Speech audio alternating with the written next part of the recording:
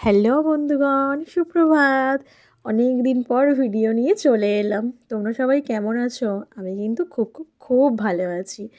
সকালবেলায় ঘুম থেকে উঠে আড়মোড়া ভেঙে ঠান্ডা জলে হাত দিয়ে রান্না করতে চলে এলাম। কার জন্য জানো? আমার ওয়ান অ্যান্ড অনলি হাজব্যান্ড, আমার প্রভুর জন্য। আমার প্রভু ডিউটিতে যাবে, তাই ওর জন্য রান্না করব ফুলকপি দিয়ে মাছের ঝোল আর ভাত। সকালবেলায় তো খুব তাড়াতাড়ি উঠে মানে বেশি কিছু করতে পারি না। ওই বলে যে একটা তরকারি ভাত করে দিয়ে দাও। তারপরে এসে ওকে ঘুম থেকে তুললাম, মানে আমার বড়টাকে তুললাম, আর আমার ছোটোটা এখনও পর্যন্ত ঘুমাচ্ছে। তুলতে হবে তো, ঠান্ডা যা পড়েছে সে বেচারি উঠতে পারছে না। তারপরে ঘরে চলে এলাম, ব্ল্যাঙ্কেট মুড়ি দিয়ে ঘুমাচ্ছে, মানে কী যে বলবো আর। তারপরে যা হোক করে তাকে টেনে টেনে তোলার চেষ্টা করছি, সে তো ঘুম থেকে উঠবেই না। উফ, হাসিটা দেখতে পাচ্ছ? চোখ চোখ কজলাচ্ছে। তারপরে দেখো কি করলো একবার, দেখেছো? জিভটা বের করে আমাকে দেখিয়ে দিল। আবার হাসছে কিন্তু। তারপরে মেয়েকে যা হোক করে তুললাম, তুলে সোয়েটার পরিয়ে দিলাম। দিতে দেখো, এটা কিন্তু একদম পিওর ভালোবাসা ওর। সারাদিন তো কাছে পায় না, তাই বড্ড ভালোবাসে বাবাকে। কোলে উঠে পড়েছে, যেতে দেবে না ডিউটিতে। যা হোক করে দেখো, ঘড়ির কাঁটায় এখন বাজে 8:15, 8:30 ট্রেন। তাই আমার প্রভু গন্তব্যস্থলের দিকে বেরিয়ে গেল টাটা বাই বাই করে। কুরুক্ষেত্র যাচ্ছে। কাজ তো নয়, যেন কুরুক্ষেত্র সেটা। ও হচ্ছে ইলেকট্রিক অফিসে জব করে, তো সকালবেলায় আমাকে কিছু একটা বলছিল, বলে বেরিয়ে গেল ওখান থেকে। তারপরে ও বেরিয়ে যাওয়ার পরে কাজ টাজ সেরে আমি নিয়ে নিলাম 1 কাপ গরম কফি। ঠান্ডার সময় না কফি খেতে আমার বেশ ভালো লাগে।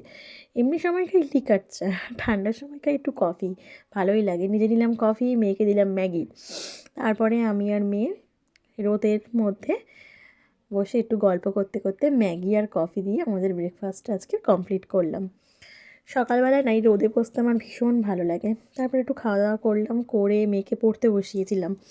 ওর পড়ানো টড়ানো হয়ে যাওয়ার পরে তারপরে এখানে সবজি নিয়ে বসে পড়লাম তরকারি করার জন্য। হ্যাঁ, আরেকটা কথা, মেয়ের এখন স্কুল ছুটি। এত ঠান্ডার জন্য ওদের স্কুলে ছুটি এখন। তা ওদের হচ্ছে পৌষ সংক্রান্তির পরে স্কুল খুলবে, তাই বাড়িতেই ও আছে। তারপরে আমি রান্না করছিলাম, মেয়ে এসে দেখলাম ছাদে এখানে খেলছে, ওকে স্নানও করিয়ে দিয়েছি। তারপরে ওকে নিচে নিয়ে চলে এলাম, এসে ওকে ফার্স্ট খাইয়ে দিলাম। আগে ওকে প্রথমে খাইয়ে দিই, তারপরে নিজেও নিয়ে নিলাম। সকালবেলার এটা মাছের ঝোল ছিল, আর দুপুরে করেছিলাম ফুলকপি আলুর তরকারি, আর একটা যে পাঁচমিশালি সবজি, ওটা রাতে রুটি দিয়ে খাওয়ার জন্য। তারপরে এখানে খাওয়ার জন্য বসে বললাম। আজকে না কারেন্ট চলে গিয়েছে, কি বলবো।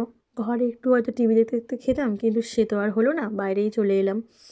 তারপরে এখানে আমি আর মা আজকে না একসাথে লাঞ্চ করতে বসেছি, জানো, অনেক দিন পরে। খাওয়াই হয় না একসাথে। আমি যখন খাই তখন মা কোনো কাজ করে, মা যখন খায় তখন হয়তো আমি এদিকে কোনো কাজ করি। অনেক দিন পরে খাচ্ছিলাম। এখানে আমার বেশ সমানে না, ও একটু নাচছে, খেতে খেতে নাচছে। আমার মা কী করেছে, ভাত ভাজা করেছিল আজকে একটু সকালবেলায়, মা খাবে বলে, তা সেটা আমার মেয়েকে দিচ্ছিল।